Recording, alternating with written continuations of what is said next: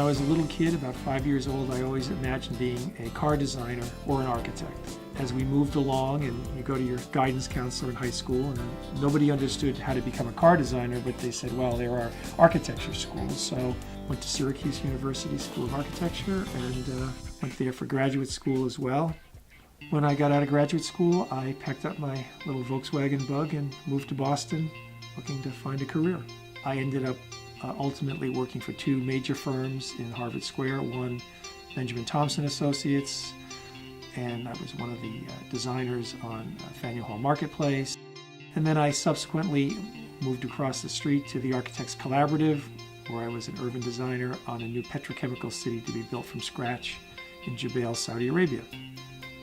But at the same time, I was developing a little moonlight practice doing those first condo conversions in the Back Bay in Boston. And I decided to take a leave of absence and try it on my own, and opened up my office in Faneuil Hall in August of 1978. What was happening in the 70s was the initial renaissance and revitalization of historic neighborhoods.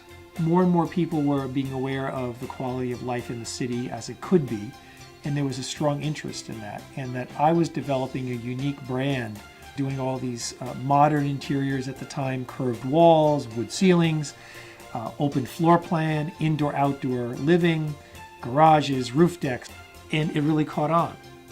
So there were a number of young developers that were looking to get in the market, and I became the go-to guy.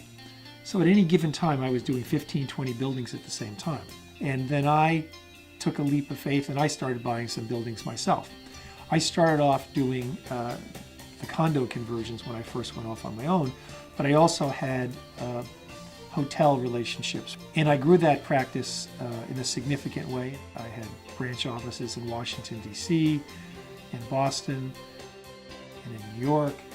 But I really decided that after all these years of travel and being on the road, that I wanted to reimagine my practice.